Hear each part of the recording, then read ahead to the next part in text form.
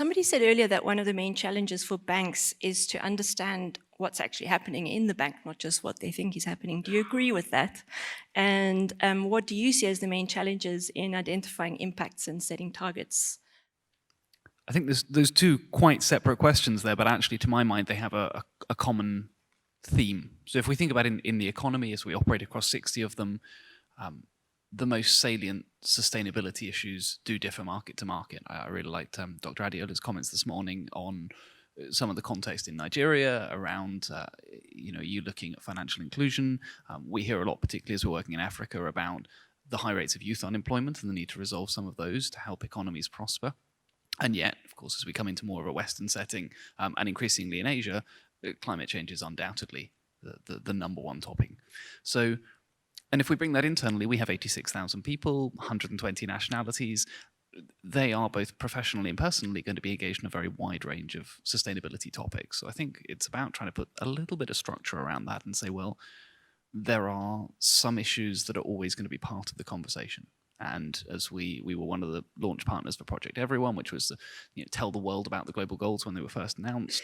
And we've been very closely involved since then in trying to think about what is it that we do as a bank that is our strategy across our markets and connects in with the SDGs. So we're a very large trade finance bank. We have a large retail business. We do a lot of sort of last mile payments. So how does that give us an opportunity to contribute to some of those SDGs? But then also with things like climate change, how can you say, okay, as an organization, to as you mentioned, the collective goal on climate action, how can you say at a senior level, we need to achieve Paris, otherwise we've all got a big problem, so we're going to support with the entire of our organization to align our lending book to Paris.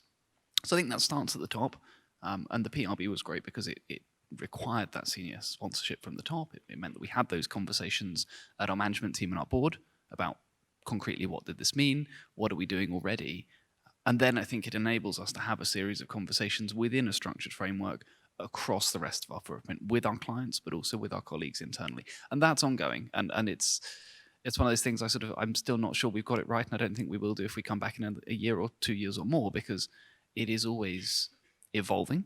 I'm particularly drawn to the stakeholders part of the PRB in terms of spending a lot of time talking to a range of stakeholders to understand what matters to them and how can we help contribute.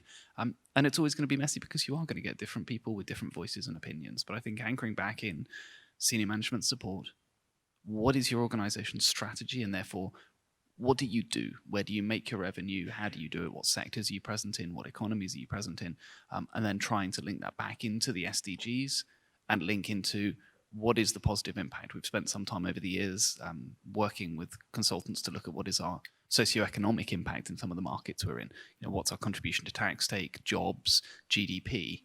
And I think that latter piece is one that for me is quite interesting as the PRB banks move forward, is how do you establish a common language around impact?